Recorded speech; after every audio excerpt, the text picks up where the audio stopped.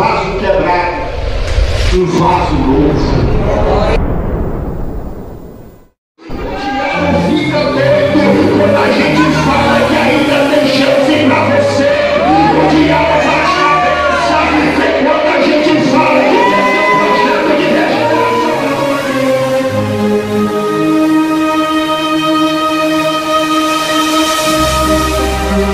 Você quebrou o cabelo, vai dar mais muito.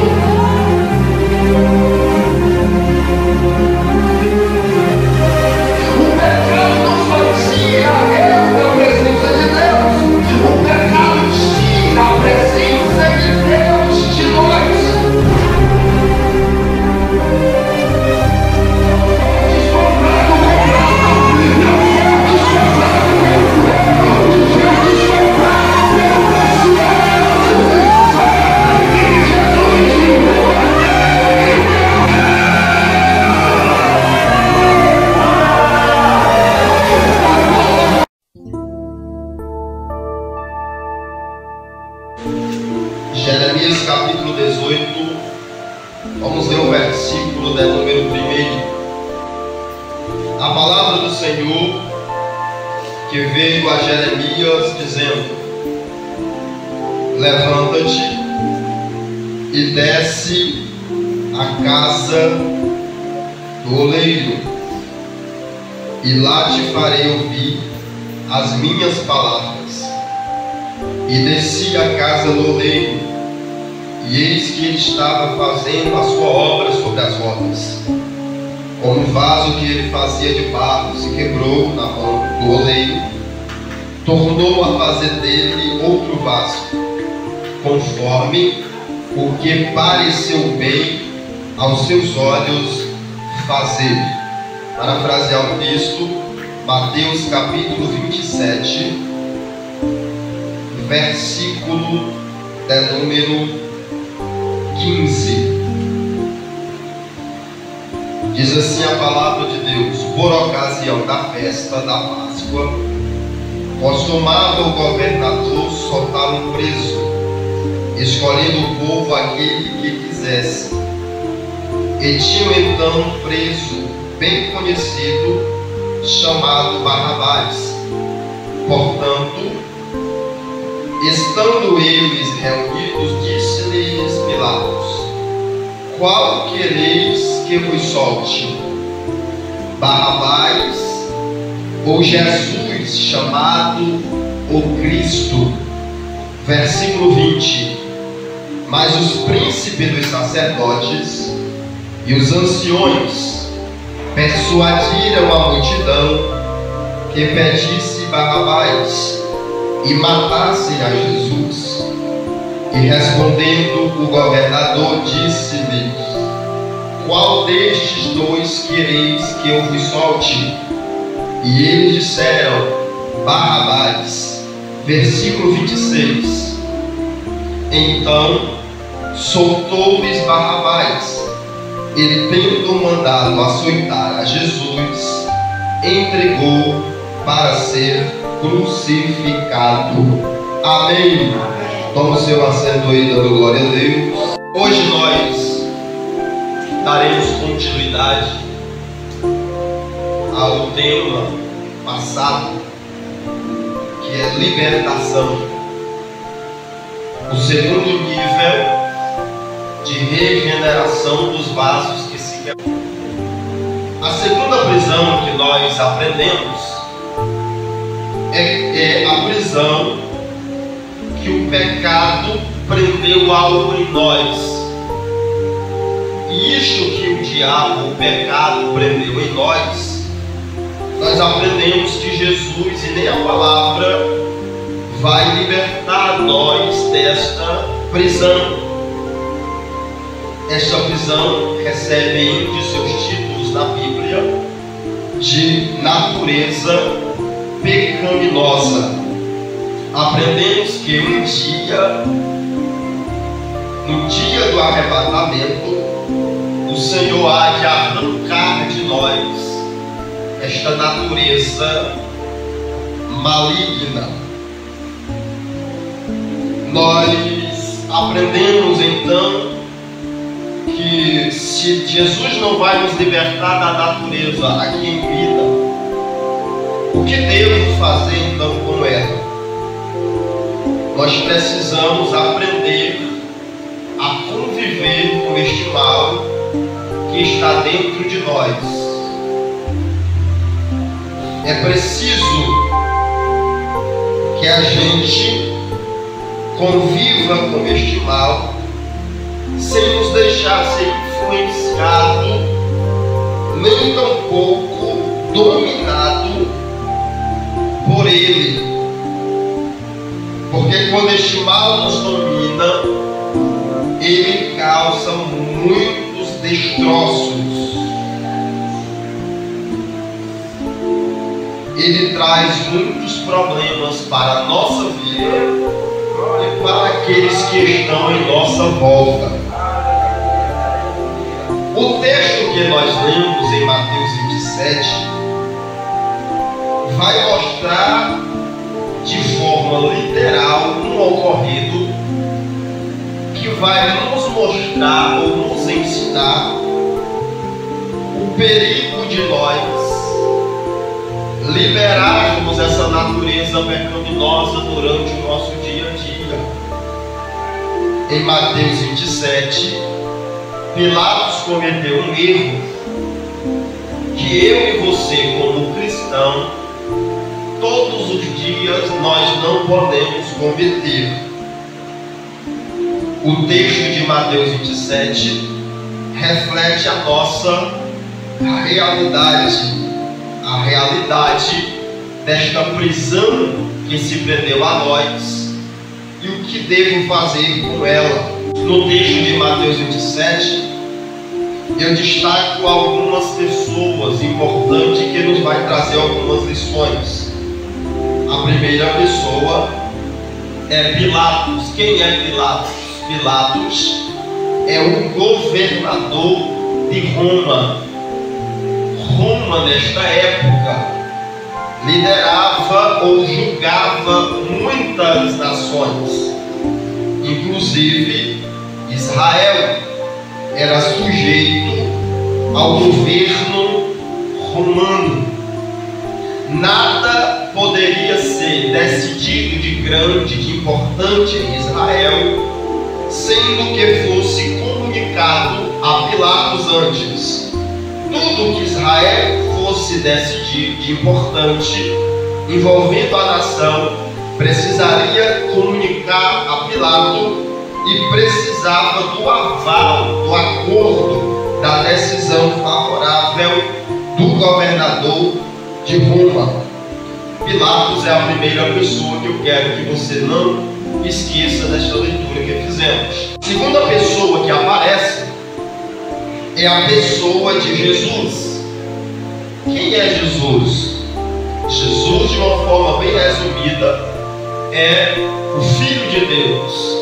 Alguém que veio à Terra, viveu por cerca de 33 anos, não cometeu nenhum pecado, e durante os seus 3 anos de ministério, ele só fez o bem para as pessoas. Ele curou os enfermos, ele ressuscitou o morto, ele deu visão aos cegos, ele levantou o paralítico, ele curou o desenganado da sua lepra, ele fez maravilhas. A Bíblia diz que ele fez tantas maravilhas que não havia livros na terra que descrevessem o tanto de benefício que Jesus fez quando passou por aqui. A terceira pessoa que aparece é Barrabás. Quem foi Barrabás? Ao contrário de Jesus, Barrabás foi um criminoso. Barrabás foi uma pessoa que confrontou a lei de Israel e também a lei romana. Era típico de rebelde. Barrabás era o que nós consideramos de marginal. aqueles que não andam na lei, aqueles que andam às margens da lei, marginal. Ele era uma pessoa de má índole.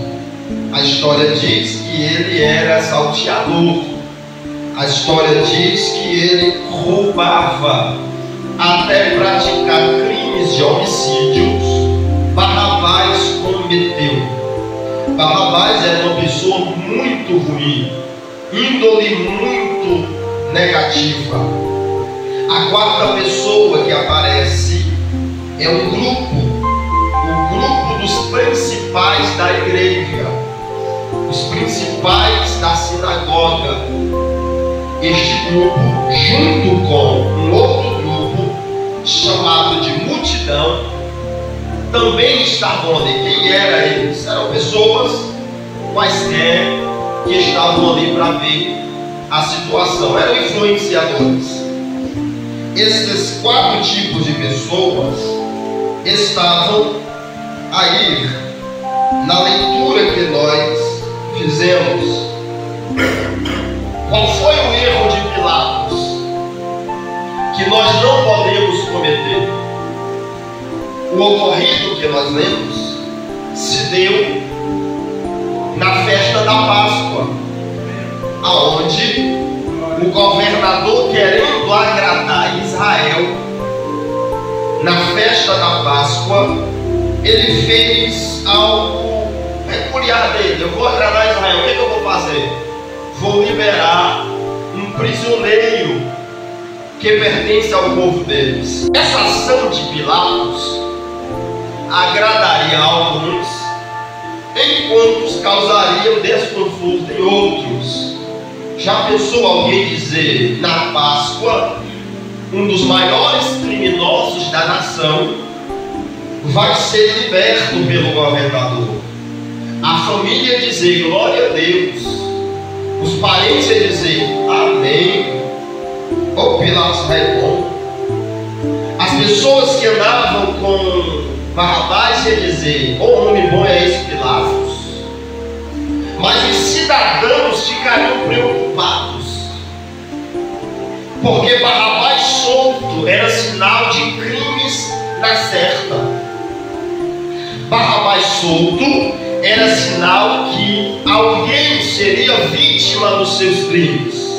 Uns se alegravam pela libertação de Barrabás, outros ficaram preocupados. Na decisão de Pilatos, ele percebeu que não havia somente um preso. Nesta hora, um outro preso foi levado a Pilatos, e este preso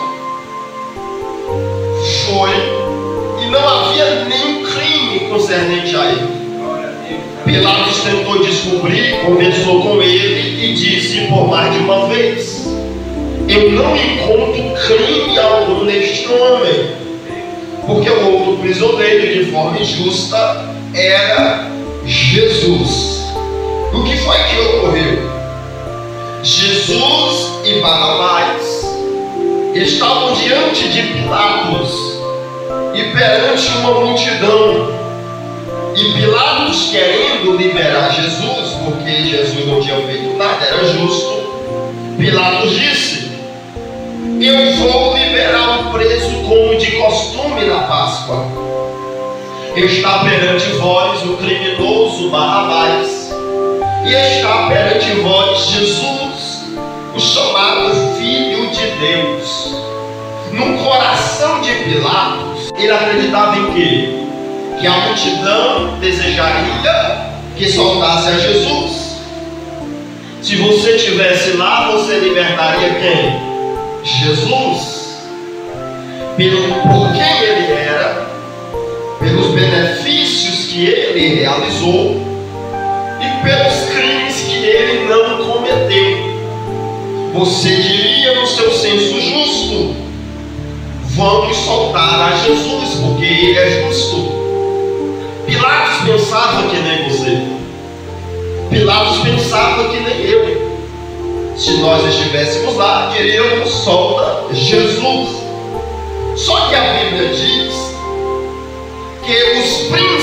líderes da sinagoga, os principais da igreja da época, convenceram a multidão a pedir que Pilatos soltassem a Barrabás em vez de Jesus. Então Pilatos, quando ele faz a pergunta, estar aqui Barrabás, criminoso, e estar aqui Jesus, o Filho de Deus, quem vós quereis que eu vos solte? Surpreendentemente, a multidão grita: solta Barrabás, libera Barrabás. Na hora Pilatos se assusta: como vocês desejam que eu libere um criminoso? Ele vai fazer mal a vocês. Barrabás liberto vai trazer dano à vida de vocês. Barrabás liberto vai afetar a família de vocês. Barrabás liberto vai assaltar vocês. Enquanto Pilatos tentava convencer a multidão, mas a multidão gritava: solta-nos Barrabás. Só que essa história que foi real, ela acontece todo dia em nossas vidas. Porque quando eu pego estas pessoas que nós citamos no texto de Mateus 27 e aplico nas nossas vidas do cotidiano, vamos começar a dar os nomes e os significados. Pilatos no texto representa eu e você. Nós temos diariamente o poder nas nossas mãos. De quê, pastor? De decisão. Todos os dias nós temos o poder de decidir. E uma decisão que nós temos para tomar todos os dias é: quem eu vou libertar? Jesus representa o que, pastor, na minha vida?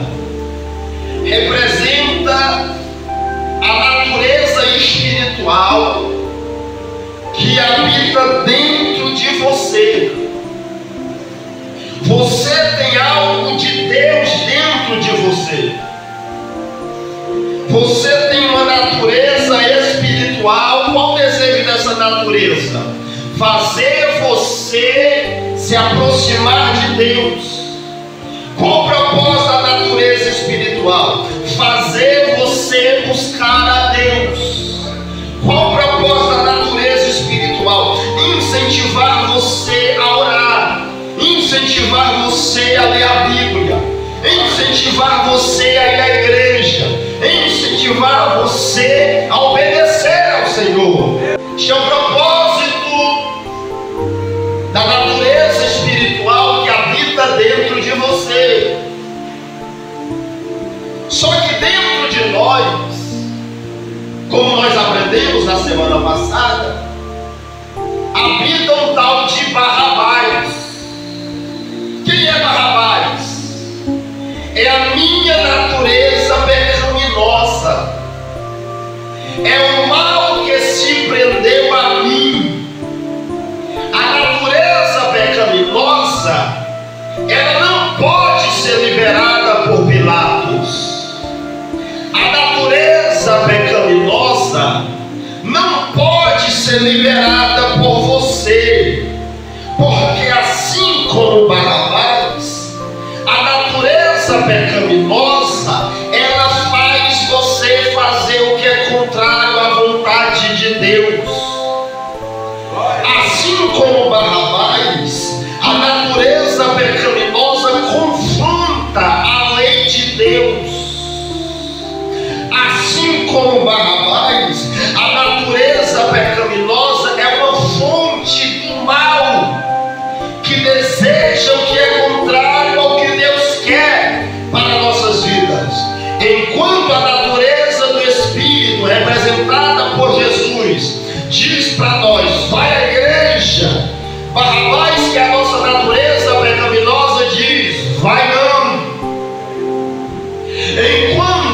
Jesus representando a natureza espiritual dentro de nós, dizendo: vai ao círculo de oração.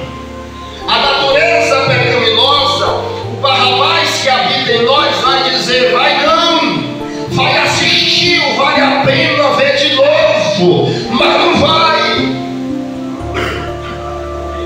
Enquanto a natureza espiritual representada por Jesus diz: vai orar, Barrabás diz: vai orar não. Enquanto a natureza espiritual representada por Jesus diz: lê a Bíblia, Barrabás dentro de nós diz: lê a Bíblia não. Enquanto a natureza espiritual dentro de nós representada por Jesus fala: busca ao Senhor enquanto se pode achar, Barrabás diz: negócio de buscar o Senhor é besteira, vai buscar não.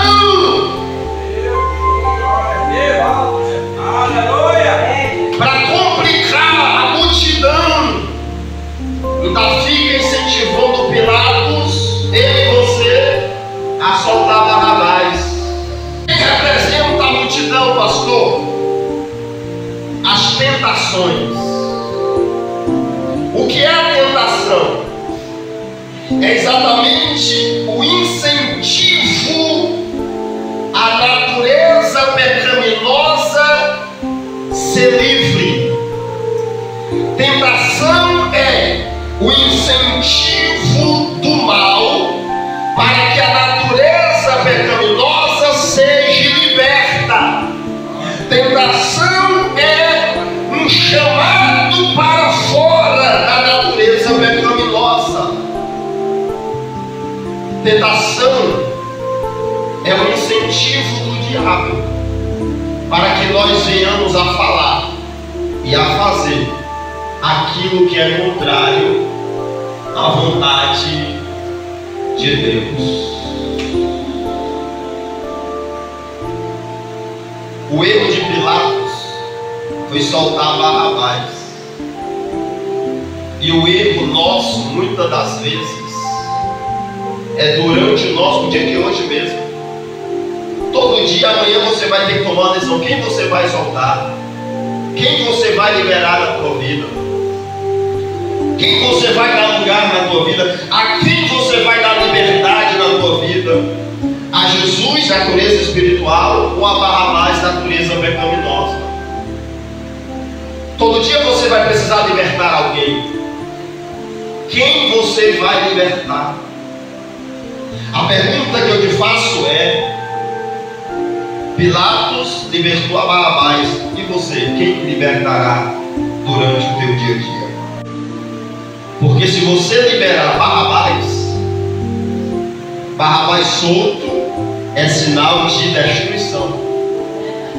Barrabás solto é sinal de criminalidade. Barrabás solto é sinal de trevas. Quanto mais somos tentados durante o dia, quanto mais a multidão grita para nós: solta Barrabás, solta Barrabás, solta Barrabás, o Pilato diz: vou soltar. O diabo nos tenta todos os dias a libertar nossa natureza pecaminosa.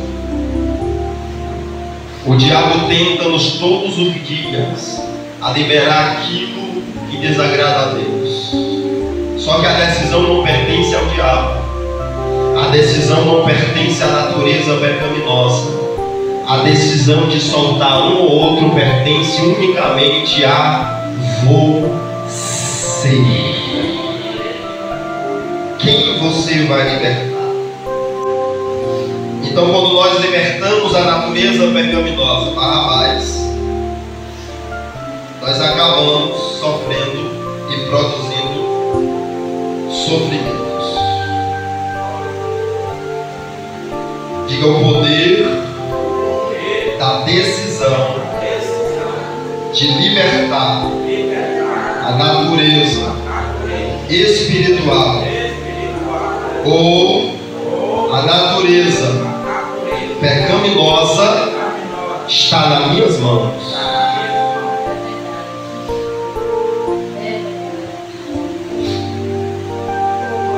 Isso aqui acontece em algumas situações em nossas vidas. Quando alguma coisa der errado, a multidão grita, solta Barrabás. Aí tem muita gente que na hora que alguma coisa der errado, começa a botar a mão por algo. E aí, soltou Barrabás. Dá uma topada, crente dando uma topada, já viu? Na hora ele tem que tomar uma decisão, ou vai soltar Pilatos ou Barrabás. Quando ele dá uma topada aqui, ele tem que ir na quina. Aí a multidão diz, solta Barrabás. Aí o crente pega e fala aquele palavrão. Eu não posso nem falar que corta é santo. Mas você já imaginou, já? A multidão diz, solta Barrabás. Aí tu fala o palavrão. Mas a decisão é sua. Você pode soltar Jesus. Você pode liberar a natureza espiritual. Como pastor, deu uma dedada na quina. Quando a multidão diz, solta Barrabás, você diga assim, glória a Deus. Aleluia. Pode chorar de novo, mas diga glória a Deus. Aleluia. Você precisa entender que é nos mínimos detalhes que a natureza toma os grandes domínios da nossa vida. Não fique ignorando os detalhes do seu dia a dia, não. Porque em todo detalhe você vai precisar tomar uma decisão. Quem libera ele? Às vezes em casa, em uma discussão mesmo entre um casal, a pergunta que se faz é: a quem você vai libertar? A multidão está dizendo, no meio da confusão toda, o inimigo é sujo, irmão. Tu pensa que está só tu lá. Tu pensa que está só tu e teu marido. Só que a multidão está assim gritando, solta Barrabás, solta Barrabás. Aí o marido manda a mulher se lascar. A mulher joga a panela quente nele. E o que acontece? Barrabás foi solto. Deus não estava ali de maneira alguma. A natureza pecaminosa encontrou liberdade. Então toma cuidado com isso. Às vezes nós estamos com sangue quente. E nessas horas o diabo e a multidão, a tentação diz, solta Barrabás. Aí tem crente que diz, eu falo mesmo. Está soltando Barrabás e não percebe. Está liberando o mal dentro de si, que vai causar dor para si mesmo e para o próximo. Quando nós libertamos a Barrabás, nós passamos a viver em um contexto de destruição. Porque Barrabás solto significa natureza pecaminosa do domínio. E o nosso desafio de conviver com Barrabás é aprender a conviver com ele, sem permitir que ele seja liberto durante o nosso dia a dia. Mas o seu desafio diário é não soltá-lo, não liberá-lo, porque toda vez que você liberá-lo, você sofrerá e causará sofrimentos. Pastor, então o que é que eu faço para manter o Barrabás preso dentro de mim? O que é que eu faço para manter o Barrabás aprisionado, dominado? Porque se Jesus não vai tirar o Barrabás de mim, eu preciso conviver com ele. Então o que é que eu faço para deixar ele preso dentro de mim? Porque se eu soltar, vai causar mal para mim e para os outros. Eu te fiz essa introdução toda para te dar um entendimento claro que a Bíblia, ela fala do que eu estou te dizendo aqui. Não é a intenção do pastor, o pastor inventou lá de alienar com isso. Não, nós temos ela. E é perigoso a gente liberar ela. Então a partir de agora a gente vai entrar de fato no tema da mensagem. O que eu devo fazer para manter o Barrabás aprisionado? As 3 armas espirituais que eu preciso para mantê-lo aprisionado. Se você falhar nessas armas, vai ter dias que você vai soltar ele em vez de Jesus. E nesses dias vai acabar prejudicando a tua vida com Deus e prejudicando pessoas que você ama. Porque a natureza pecaminosa, ela não tem pena de você e ela não tem nada e nenhum acordo com o que é de Deus. Então tudo que é de Deus na sua vida, quando a natureza é liberada, ele vai destruir isso. Então toma cuidado. Primeira arma espiritual para manter Barrabás preso dentro de mim. Liberar Barrabás é um problema. Mateus 9, primeira arma, capítulo 9, versículo 14, diz assim a palavra de Deus: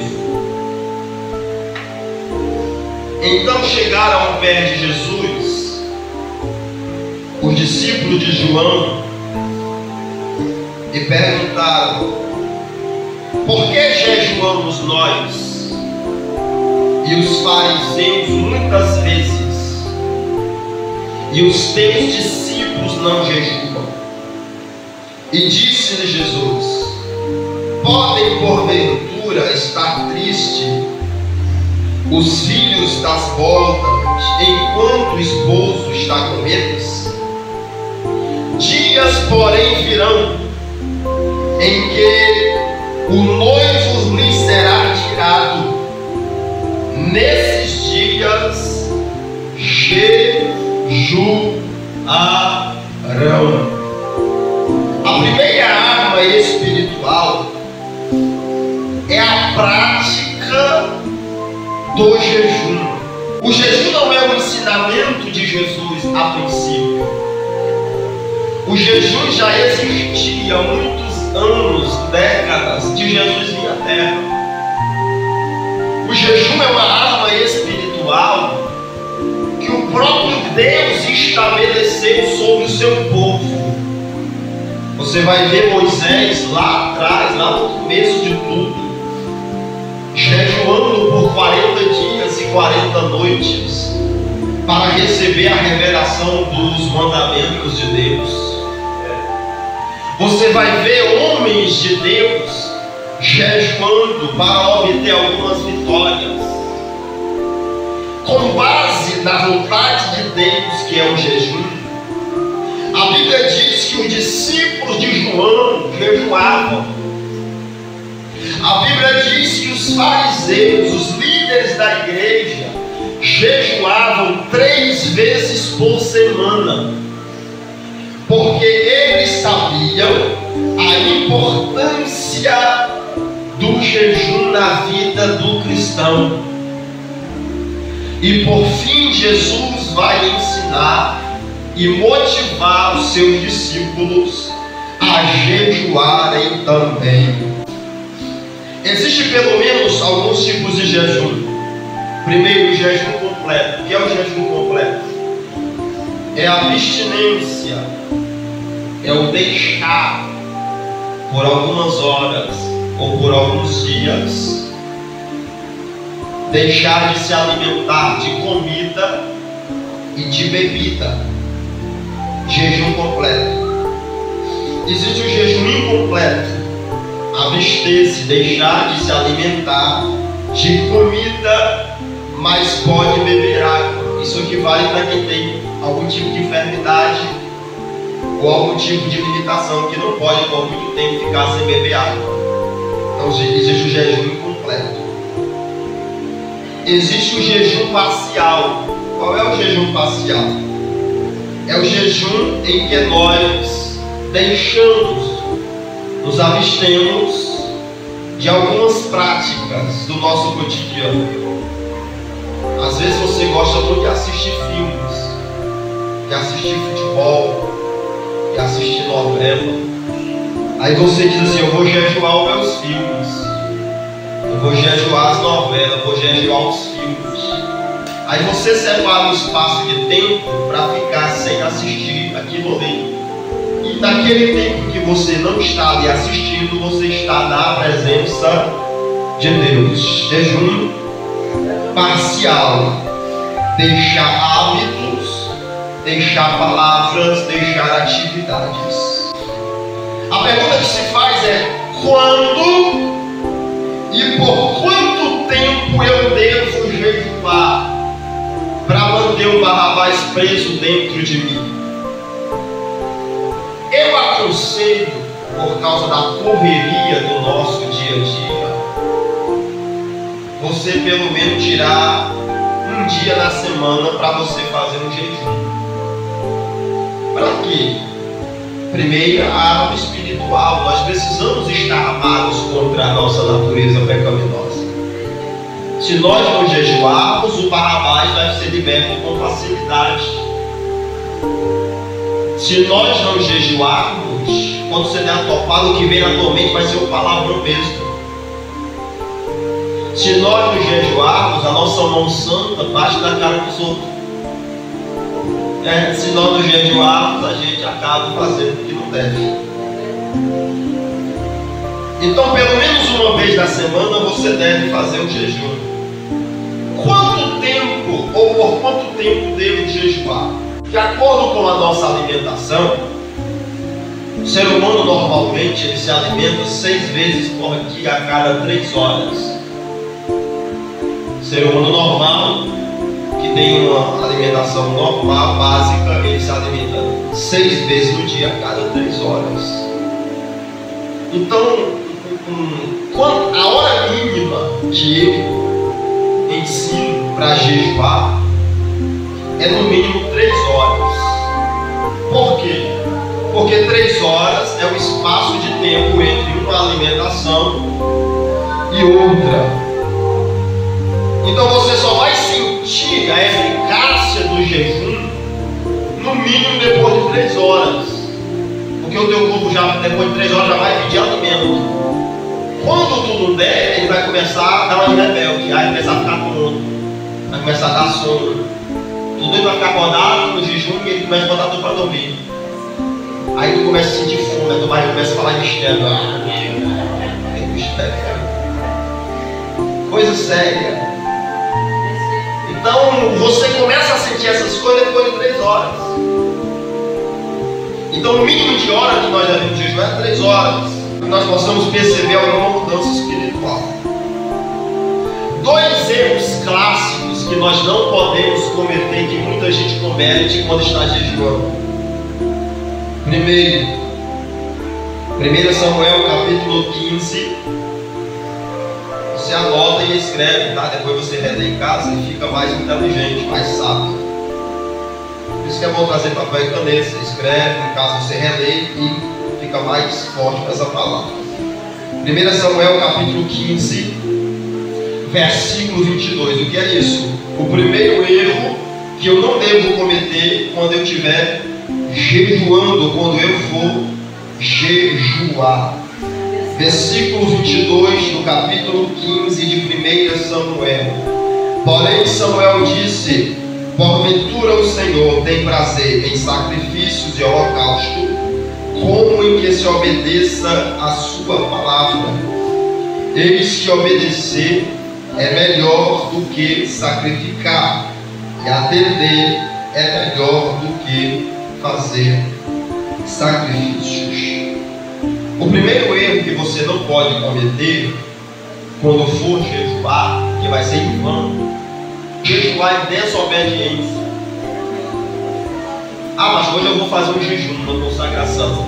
Antes de fazer uma consagração, faça uma análise se você está em obediência. Primeiro, a Deus. Como está a tua obediência à palavra de Deus? Segundo, como está a tua obediência à liderança pastoral da igreja que você congrega? O pastor fala contigo, tu não está nem aí, fala o que quer, quem manda a bebida sou ele, mas vai jejuar. Sacrifício em vão, porque obedecer é melhor do que sacrificar.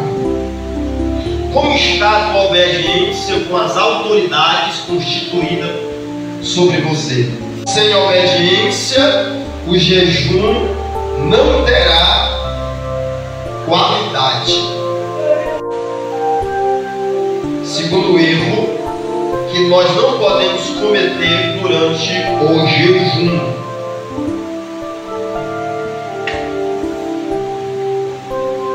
Isaías 58, versículo 1. Clama em alta voz, não te detenha, levanta a tua voz como trombeta, e anuncia ao meu povo a sua transgressão, e a casa de Jacó seus pecados. Todavia, me procuram cada dia, tomam prazer em saber os meus caminhos, como um povo que pratica a justiça e não deixa. O direito de Deus perguntaram pelos direitos da justiça. Tenho prazer em se chegar a Deus, dizendo, eles perguntaram a Deus, por que jejuamos nós e tu não atendes para isto? Por que sacrificamos a nossa alma e tu não sabes? Olha o que ele vai dizer: eis que no dia em que jejuais,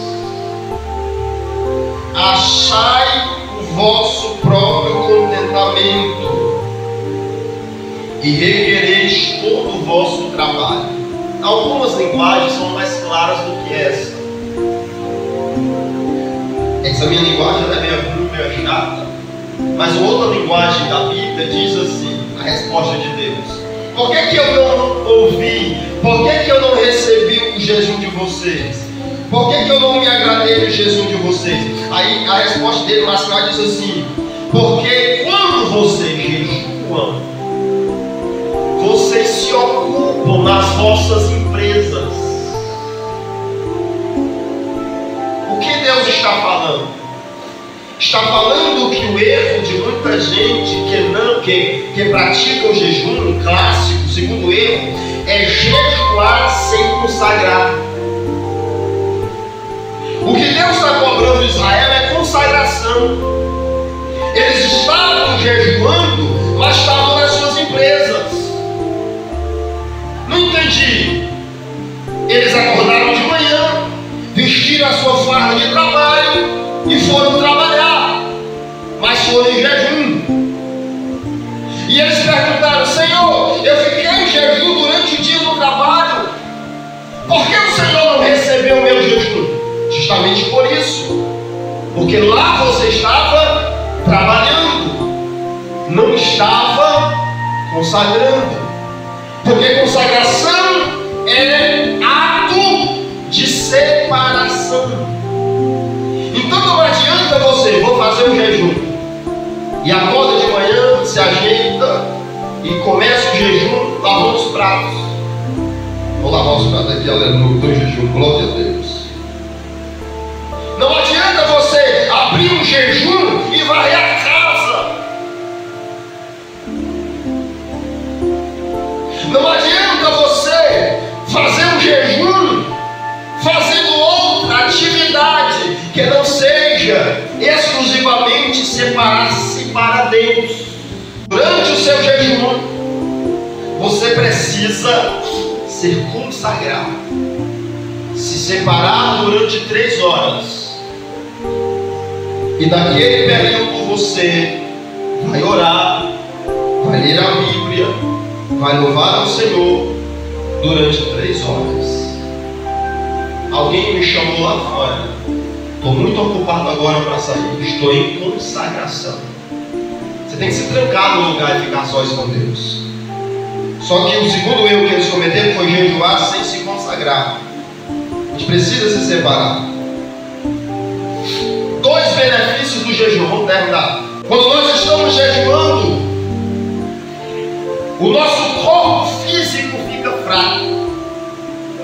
Quem jejuou mais de 3, 4, 5 horas começa a perceber que o corpo começa a ficar frágil. A sua voz fica bem mais fraca. Você tenta dar um glória a Deus alto, sai metade do glória, não sai tão alto. Você tenta louvar com mais aptidão, com mais fervor, mas não consegue, porque a força física vai diminuindo. Então o primeiro benefício do jejum é enfraquecer o nosso corpo físico. O jejum não enfraquece a carne, como a gente fala e aprendeu muitas das vezes. Ah, jejum porque a tua natureza espiritual vai se enfraquecer. Ela não enfraquece com o jejum. Ela só vai perder o domínio sobre o teu corpo. Quando você está jejuando, a natureza continua forte. O Barrabás continua doido para fazer o que é ruim. Só que o Barrabás só vai fazer por intermédio do quê? Do nosso corpo. Então, quando nós estamos jejuando, o nosso corpo fica fraco.